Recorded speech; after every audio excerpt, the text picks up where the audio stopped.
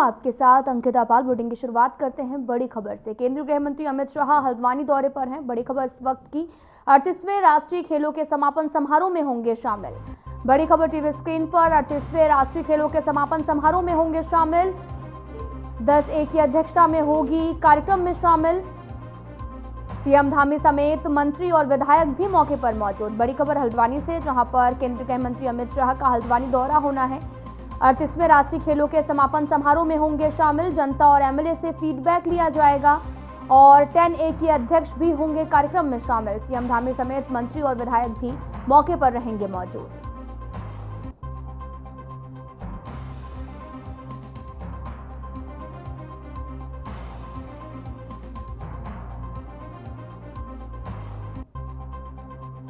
CM Dhami समेत मंत्री और विधायक भी लेंगे हिस्सा। हल्द्वानी दौरे पर हैं केंद्रीय गृह मंत्री अमित शाह और 38वें राष्ट्रीय खेलों के समापन समारोह में होंगे शामिल। जनता और एमएलए से फीडबैक लिया जाएगा और 10A की अध्यक्ष भी होंगी कार्यक्रम में शामिल। बड़ी खबर, केंद्रीय गृह मंत्री अमित शाह हल्द्वानी दौरे पर है। 38वें नेशनल गेम्स का समापन समारोह आज हल्द्वानी के गोलापार अंतर्राष्ट्रीय स्टेडियम में आयोजित किया जा रहा है। इस समापन समारोह में केंद्रीय गृह मंत्री अमित शाह बतौर मुख्य अतिथि शिरकत करेंगे। अमित शाह हल्द्वानी के अंतर्राष्ट्रीय स्टेडियम गोलापार समापन समारोह में पहुंचेंगे। तिकोनिया से लेकर हल्द्वानी स्टेडियम तक केंद्रीय गृह मंत्री अमित शाह का जगह जगह स्वागत किया जाएगा। अगले नेशनल गेम्स मेघालय राज्य में आयोजित होने हैं और केंद्रीय गृह मंत्री मेघालय के मुख्यमंत्री को नेशनल गेम्स का फ्लैग भी सौंपेंगे।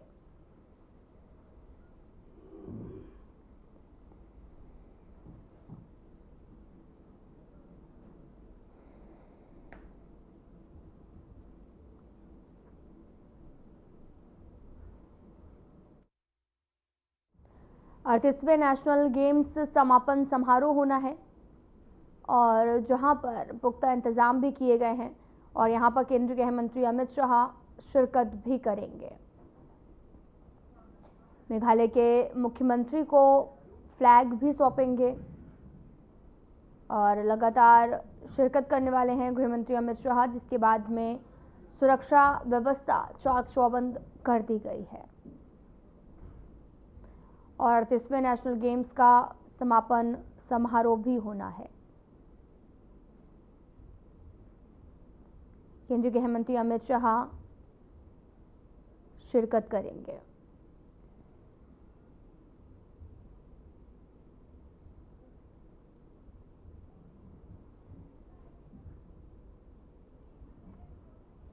मेघालय के मुख्यमंत्री को फ्लैग भी सौंपेंगे। 38वें नेशनल गेम्स का समापन समारोह शामिल होगा, जिस दौरान सीएम धामी पहुंचेंगे।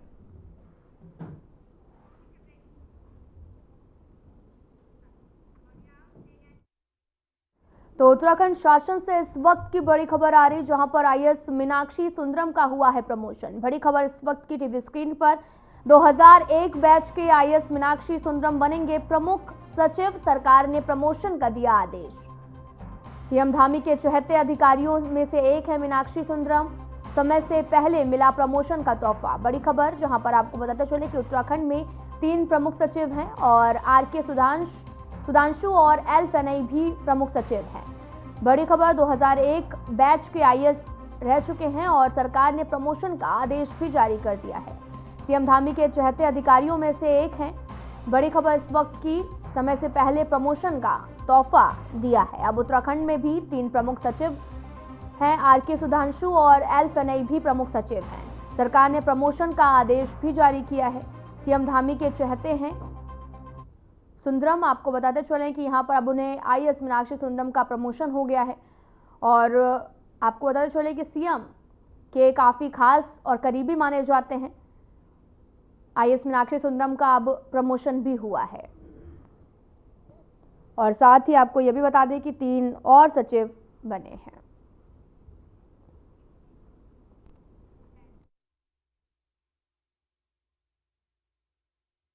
राष्ट्रीय खेलों के सफल आयोजन के बाद आज केंद्रीय गृह मंत्री अमित शाह की मौजूदगी में भव्य समापन समारोह होगा, जिसमें खेल प्रतिभाओं के साथ कला और संस्कृति के रंग भी देखने को मिलेंगे। गृह मंत्री के दौरे से पहले सीएम पुष्कर सिंह धामी ने अंतर्राष्ट्रीय स्टेडियम पहुंचे तैयारियों का जायजा लिया और इस दौरान सीएम ने कहा कि यह हमारे लिए सौभाग्य की बात है कि राष्ट्रीय खेलों का शुभारंभ पीएम नरेंद्र मोदी ने किया है और समापन समारोह में गृह मंत्री अमित शाह का सानिध्य मिल रहा है। वहीं सीएम ने सभागार में अधिकारियों की बैठक लेते हुए स्पष्ट निर्देश दिए हैं कि सुरक्षा व्यवस्था हो या फिर कोई अन्य तैयारी, समापन समारोह को भव्य बनाने में कोई कमी नहीं होनी चाहिए।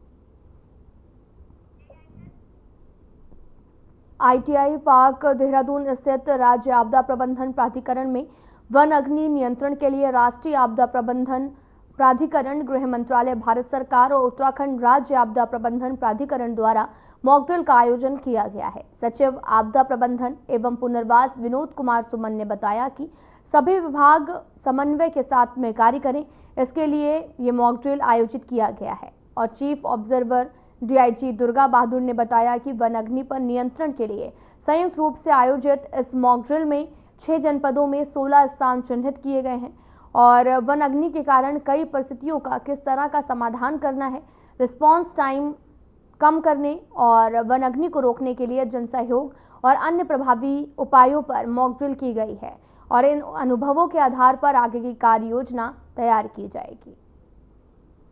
मॉक ड्रिल है, बहुत अच्छा रहा है। ये सभी संस्था इसमें जुड़ा हुआ है। इसमें सशस्त्र सीमा बल एसएसबी भी इस एक्सरसाइज में जुड़ा है।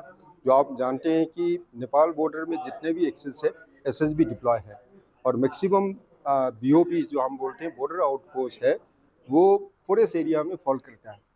तो आज के जो एक्सरसाइज जो उत्तराखंड स्टेट डिजास्टर मैनेजमेंट जो इन्होंने मतलब फॉरेस्ट फायर के अंतर्गत इन्होंने मॉक ड्रिल रखा है, तो ये बहुत अच्छा है। इसमें बहुत सारी चीज़ सीखने को मिलेगा। इस एक्सरसाइज में मुझे चीफ ऑब्जर्वर के रूप में नियुक्त किया गया है। माननीय प्रधानमंत्री जी के आदेश पे एनडीए में के द्वारा राज्य में आपदा और वन विभाग मिलकर मॉक ड्रिल का आयोजन किए गए हैं। माननीय मुख्यमंत्री जी द्वारा इसमें पूर्ण सहयोग किया गया और ये कहा गया कि मॉक ड्रिल एक्चुअल में कराइए आप, जो एक्चुअल जैसे लगे, ताकि जब भी हमें कभी आपदा आती है तो किस तरह से कार्रवाई करनी है उस तरह से रियल में हम कर सकें। उसी को ध्यान में रखते हुए हम लोगों ने मॉक ड्रिल का आयोजन किया है। और अभी माननीय मुख्यमंत्री जी आए थे, देखा आपने, माननीय मुख्यमंत्री जी ने पूरा समय दिया हमको और आपको ब्रीफ किया, एक एक चीज़ के बारे में बताया। हमारा प्रयास होगा कि आपदा की स्थिति में हम जिस प्रकार से मॉक ड्रिल में काम कर रहे हैं उसी प्रकार से वास्तव में आपदा आने पर सब विभाग मिल के स्थानीय जन समुदाय को लेकर, मीडिया को साथ में लेकर हम आपदा का मुकाबला करेंगे और आपदा के प्रभाव को कम करने की। उत्तराखंड विद्यालय शिक्षा परिषद बोर्ड की परीक्षाएं 21 फरवरी से शुरू होने जा रही हैं और परीक्षाओं को लेकर उत्तराखंड विद्यालय शिक्षा परिषद बोर्ड के सचिव ने सभी मुख्य शिक्षा अधिकारियों के साथ इसकी तैयारियों को लेकर बैठक की है और इस बार टिहरी गढ़वाल जिले में सबसे अधिक केंद्र 135, जनपद चंपावत में सबसे कम केंद्र 42 बनाए गए हैं। बोर्ड परीक्षा की तैयारियों पर शिक्षा महानिदेशक झरना कामठान ने भी बताया कि विभाग की ओर से सभी तैयारियां पूरी की गई हैं। बच्चों के प्री बोर्ड एग्जाम हो चुके हैं। इसके अलावा परीक्षा पे चर्चा कार्यक्रम के जरिए बच्चों को तनाव मुक्त परीक्षा देने की अपील की गई है। ये परीक्षा मध्य एकल पाली में सुबह 10 बजे से 1 बजे तक होगी। दिव्यांग बच्चों के लिए के प्रति घंटा 20 मिनट अतिरिक्त दिए जाएंगे। परीक्षाएं नकल विहीन एवं पारदर्शिता से कराना बोर्ड की प्राथमिकता रहेगी।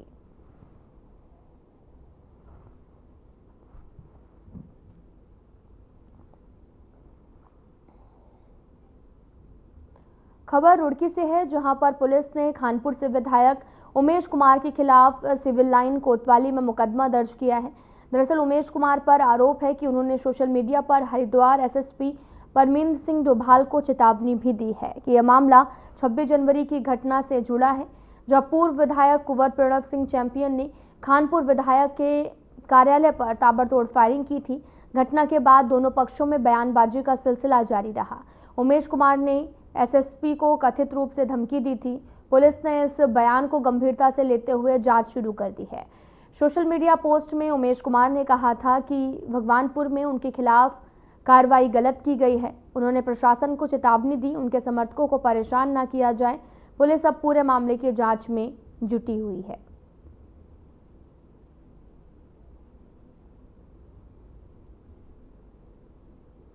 अराजकता का रंग नहीं देना चाहते। डोभाल जी से मैं कहना चाहता हूं, जिले के कप्तान से, कि डोभाल जी आपने हम पर एक पक्षीय कार्रवाई की, आपने जबरदस्ती हम पे मुकदमा लगाया, आपने हम पर गुंडाई दिखाई, हमने कुछ नहीं कहा। हम चुप रहे क्योंकि हम बात को बढ़ाना नहीं चाहते थे, हम उस बात को खत्म करना चाहते थे, हम उसको कोई सामाजिक अराजकता का रंग नहीं देना चाहते थे। मेरे मुंह से किसी ने बिरादरी की बात सुनी नहीं होगी, लेकिन जब बिरादरी की बात आती है तो कहीं भी हो, चाहे वो पूरब में रहता हो, पश्चिम में, उत्तर में, दक्षिण में, अपनी बिरादरी के लिए हर आदमी खड़ा होता है। डोभाल जी से मैं कहना चाहता हूं, जिले के कप्तान से, कि डोभाल जी आपने हम पर एक पक्षीय कार्रवाई की, आपने जबरदस्ती हम पे मुकदमा लगाया, आपने हम पर गुंडाई दिखाई, हमने कुछ नहीं कहा। हम चुप रहे क्योंकि हम बात को बढ़ाना नहीं चाहते थे, हम उस बात को खत्म करना चाहते थे, हम उसको कोई सामाजिक अराजकता का रंग नहीं देना चाहते थे। मेरे मुंह से किसी ने बिरादरी की बात सुनी नहीं। तो बड़ी खबर इस वक्त की 38वें नेशनल गेम्स का समापन समारोह पर बड़ी खबर है, जहां पर रेड, ब्लू और पर्पल कार्ड से होगी स्टेडियम में एंट्री। बिना कार्ड कोई एंट्री नहीं मिलेगी और एंट्री के लिए कार्ड और वाहन और पास लाना बेहद जरूरी। वीआईपी को रेड और मीडिया को ब्लू कार्ड जारी किया गया है। वीआईपी और साथ ही मीडिया को वाहन पास भी जारी है और पर्पल कार्ड धारक शटल सेवा से पहुंचेंगे स्टेडियम। बड़ी खबर इस वक्त की टीवी स्क्रीन पर आपको बताते चलें कि आज समापन होना है 38वें नेशनल गेम्स का और इसको लेकर रेड, ब्लू और पर्पल कार्ड को जारी किया गया है और उसके बिना अब एंट्री नहीं दी जाएगी। दरअसल वीआईपी और मीडिया को वाहन पास भी जारी किया गया है और पर्पल कार्ड धारक शटल सेवा से पहुंचेंगे स्टेडियम। बड़ी खबर इस वक्त की टीवी स्क्रीन पर 38वें नेशनल गेम्स का समापन समारोह पर बड़ी खबर है। रेड, ब्लू और पर्पल कार्ड से होगी स्टेडियम में एंट्री। बिना कार्ड कोई भी एंट्री नहीं मिलेगी। वीवीआईपी और मीडिया को वाहन पास भी जारी किया गया। पर्पल कार्ड धारक शटल सेवा के जरिए पहुंचेंगे। तो एक और बड़ी खबर टीवी स्क्रीन पर, छोटा रामपुर में हुआ बड़ा सड़क हादसा। ब्रेजा कार और लोडर विक्रम की हुई टक्कर, दोनों वाहनों की चपेट में आया ऑटो रिक्शा और घटना में 6 लोग गंभीर हो गए हैं, साथ ही गंभीर घायल हुए हैं और घायलों को हायर सेंटर रेफर किया गया है। ओवरटेक होने की वजह से वाहन भिड़े थे। छोटा रामपुर में बड़ा हादसा हुआ। ब्रेजा कार और लोडर में टक्कर हो गई, दोनों वाहनों की चपेट में ऑटो रिक्शा आ गया है और घटना में 6 लोग गंभीर रूप से घायल हुए हैं, जिन्हें अस्पताल में भर्ती कराया गया है। उनका इलाज लगातार जारी है। बड़ी खबर छोटा रामपुर से, जहां पर बड़ा सड़क हादसा हुआ। ब्रेजा कार और लोडर विक्रम की टक्कर के बीच में दोनों वाहनों की चपेट में ऑटो रिक्शा आया है। घटना में 6 लोग गंभीर बताए जा रहे हैं, जिन्हें अस्पताल भी भेज दिया गया है। उनका इलाज लगातार अस्पताल में जारी है। दरअसल ओवरटेक होने की वजह से यह बड़ा हादसा हुआ है। दोनों वाहनों की चपेट में ई रिक्शा आ गया, जिसके बाद में ये बड़ा सड़क हादसा हो गया है और वहीं राहगीरों की मदद से तुरंत एम्बुलेंस को बुलाया गया और घायलों को अस्पताल में भर्ती कराया गया, जिनका इलाज लगातार जारी है। छोटा रामपुर में बड़ा सड़क हादसा हुआ है।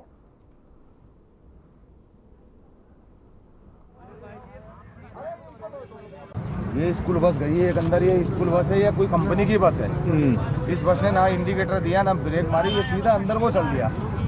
अंदर को चलने के बाद जो है उधर से यूटिलिटी आ रही थी, वो हमारे ऊपर पलटा। उसके बाद क्या हुआ क्या नहीं हुआ हमें कुछ नहीं पता। उसके बाद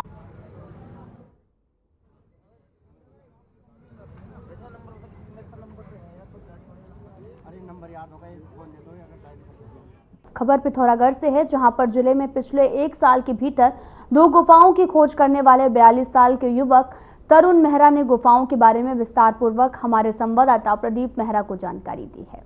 तरुण मेहरा ने बताया कि मुवानी के पास में गोबराड़ी गांव में नदी से लगी 400 मीटर ऊंची पहाड़ी पर गुफा रूपी सुरंग मिली है और सुरंग रूपी गुफा के अंदर एक महल, शिवालय जाने का रास्ता सहित दूसरी ओर गुफा नदी की ओर निकल रहा है। इस गुफा को कत्यूरी और चंद्र राजाओं के शासनकाल से जोड़ी जा रही है। कालांतर में ये भारत तिब्बत पैदल मुख्य मार्ग होने पर भी संकेत देते हैं और साथ ही सुरंग रूपी गुफा को देखने के लिए बड़ी संख्या में लोग पहुंच रहे हैं। कुछ समय पहले बेरीनाग नगर क्षेत्र में तरुण महारा के द्वारा गुफा खोजी गई थी, जिसमें चित्रकारी मिली है। गुफा के दीवारों में विशेष रंग से ऐतिहासिक काल की रंग पेंटिंग की गुफा में प्राचीन ओखली मिली है और गुफा में जाने के लिए आपको बताते चले कि कोई रास्ता नहीं होने के कारण रस्सी के सहारे जाकर गुफा में पहुंचे। आगे क्या कहा सुनाते हैं आपको।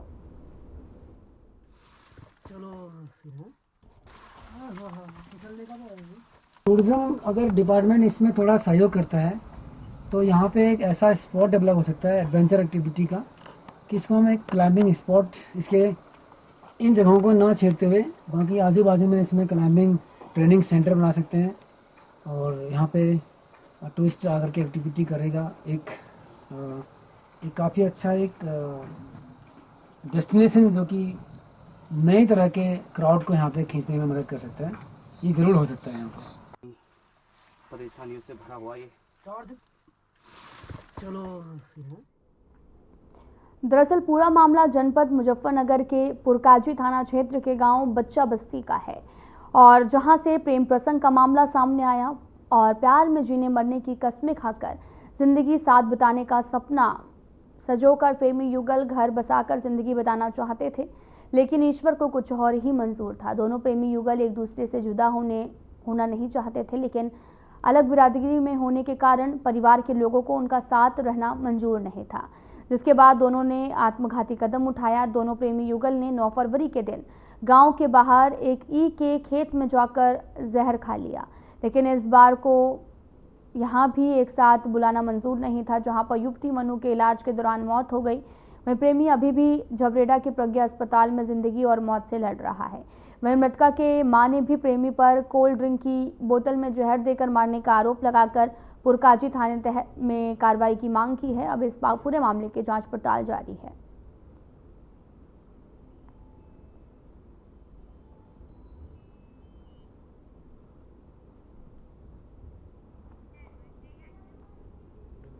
पंद्रह फरवरी से शुरू होने जा रहे शारदीय कांवड़ यात्रा को लेकर पुलिस प्रशासन ने पूरी तरह से कमर कस ली है। यात्रा को लेकर पुलिस ने ट्रैफिक रूट को डायवर्जन प्लान जारी कर दिया है।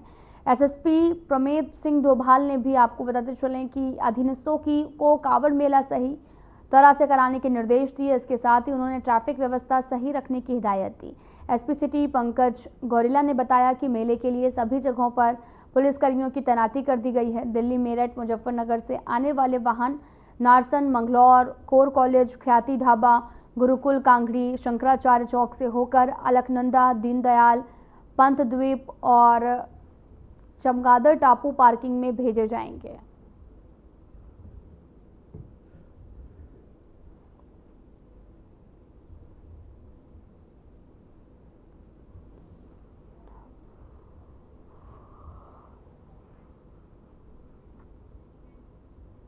बीते दिनों की गई कैबिनेट की बैठक में धामी मंत्रिमंडल ने कई महत्वपूर्ण निर्णय लिए हैं। इसी क्रम में प्रदेश में हाल ही में हुए सड़क दुर्घटनाओं में बढ़ोतरी को देखते हुए राज्य सड़क सुरक्षा नीति को भी स्वीकृत कर दिया गया, जिसका उद्देश्य सड़क दुर्घटनाओं में कमी लाना। इस नीति को सड़क दुर्घटनाओं के दृष्टिगत महत्वपूर्ण बताते हुए संस्कृति राज्य मंत्री मधु भट्ट ने कहा कि निश्चित तौर पर सड़क दुर्घटनाओं को रोकना सरकार का लक्ष्य है और इसी को देखते हुए इस नीति को लाया गया है। इस नीति के तहत सड़क दुर्घटनाओं में अवश्य कमी लाई जाएगी।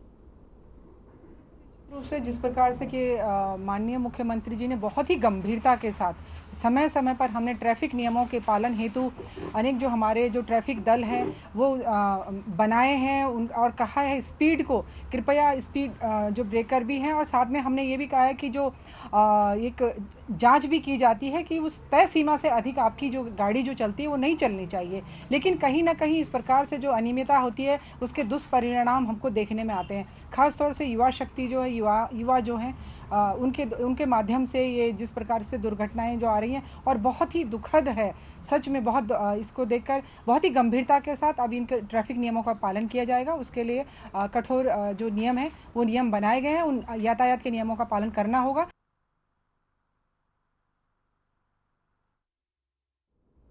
प्रधानमंत्री नरेंद्र मोदी 27 फरवरी को उत्तराखंड के हार्सिल मुकबा क्षेत्र के दौरे पर आ सकते हैं, जिसे देखते हुए शासन प्रशासन के स्तर पर तैयारियां शुरू कर दी हैं। दरअसल उत्तराखंड में इन दिनों शीतकालीन यात्रा चल रही है, जिसको देखते हुए सीएम पुष्कर सिंह धामी और चारधाम के तीर्थ पुरोहित ने पीएम नरेंद्र मोदी को शीतकालीन यात्रा पर आने का निमंत्रण दिया था। माना यह भी जा रहा कि पीएम नरेंद्र मोदी 27 फरवरी को उत्तरकाशी जिले में स्थित गंगोत्री धाम के शीतकालीन प्रवास स्थल पर मुकबा पहुंच सकते हैं। वहीं कांग्रेस की ओर से पीएम के दौरे पर सवाल खड़े किए जा रहे हैं।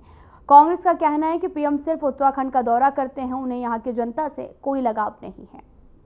बार बार ये बातें होती हैं कि नरेंद्र मोदी जी को उत्तराखंड से विशेष लगाव है, तो ये मुझे समझ नहीं आता। जब भी कोई चुनाव सामने आते हैं ये लगाव तभी क्यों बढ़ जाता है। बिल्कुल देखिए, मुकबा हो, हर्षिल हो, वो हमारे पर्यटन स्थल है और वहाँ पे कई जो है पर्यटक आते हैं। अब मोदी जी को अगर इतना ज़्यादा उत्तराखंड से लगाव है तो अभी जो है बजट पेश किया है केंद्र की सरकार ने, और हर बार जो है प्रदेश की सरकार डबल इंजन की बात करती है, लेकिन हर बार जो है उत्तराखंड के हाथ खाली रह जाते हैं। ग्रीन बोनस के नाम पे पिछले 10 सालों से आप प्रदेश की जनता को जो है गुमराह करने की बात कर रहे हैं, क्योंकि ग्रीन बोनस उत्तराखंड के लिए कितना महत्वपूर्ण है।